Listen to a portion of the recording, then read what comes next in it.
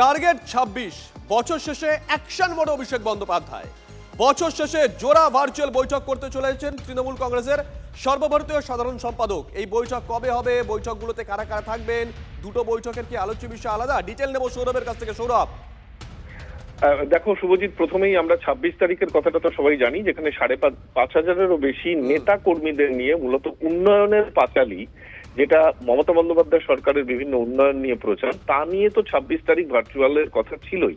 এবার যেটা জানা যাচ্ছে, গতকাল যেটা স্থির হয়েছে, যে আগামী ২৮ তারিখ ১,০০,০০০ BLA 2 নেতা কর্মী সবাইকে নিয়ে ভার্চুয়াল করছেন, মেগা ভার্চুয়াল করছেন অভিষেক বন্দ্যোপাধ্যায়।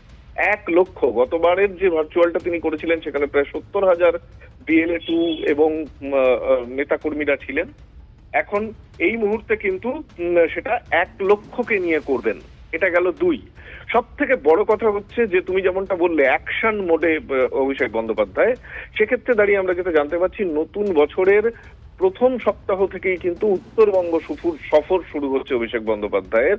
অর্থাৎ সব মিলিয়ে ভোটের একেবারে কয়েক মাস আগেই কিন্তু ঝড় তুলতে চলেছেন অভিষেক বন্দ্যোপাধ্যায়। তিনি কি ভার্চুয়াল বৈঠকে বলেন, কি বার্তা দেন, সেদিকে তাকিয়ে তৃণমূল শিবির। শুভজিৎ, ধন্যবাদ সৌরভ।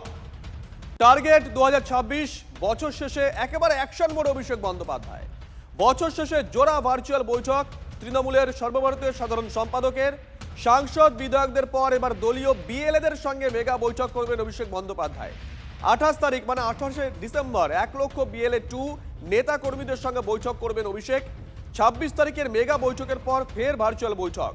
জানুয়ারি থেকেই ভোটের প্রচার শুরু করছেন অভিষেক বন্দ্যোপাধ্যায়।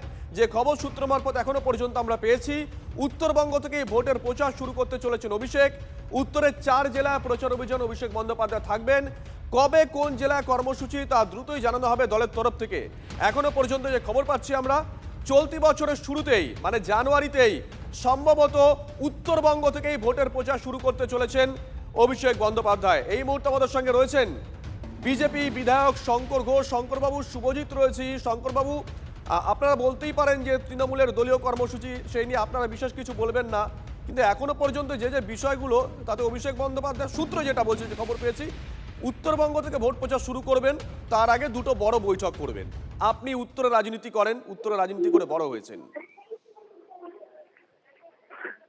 প্রথমত অভিষেক বাবুর নাম শুনলে আমার প্রাথমিকভাবে যেটা মনে হয়, যে একটা বিভিন্ন দুর্নীতিতে অভিযুক্ত তার বাণী পশ্চিমবঙ্গে তৃণমূল কংগ্রেসের নেতাদেরকে শুনতে হয়। তাদের মনে প্রত্যেকের লজ্জা হওয়া উচিত যে এরকম একজন দুর্নীতিগ্রস্তের বাণী শুনতে হয়। দ্বিতীয়ত হচ্ছে, উত্তরবঙ্গের সাথে রাজ্যের বর্তমান সরকারের যে বঞ্চনা, সেই বঞ্চনার তালিকা দীর্ঘ।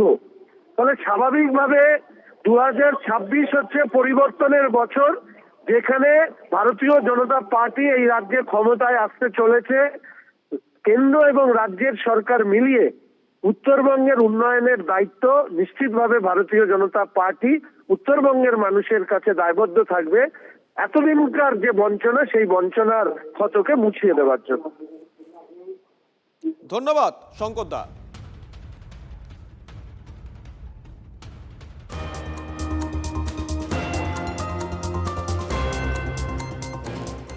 আর এরই মধ্যে যে খবর পাচ্ছি আমরা, বাংলার ভোটার তালিকায় আরো ১০ জন বাংলাদেশি, ধৃত ১০ বাংলাদেশির নাম তালিকা থেকে বাদ দিতে নির্দেশ। নাম বাদ দিতে কমিশনকে চিঠি ফরেনার্স অফিসের তরফ থেকে। বড় খবর নিঃসন্দেহে, অভিবাসনের সময় ধৃতদের থেকে মেলে জাল ভোটার কার্ড। বাংলাদেশের পাসপোর্ট থাকলেও জাল নথি তৈরি করে ভারতে বসবাস করত তারা। ভারতে বসবাসের অভিযোগে নাম বাদের নির্দেশ ফরেনার্স অফিসের তরফ থেকে।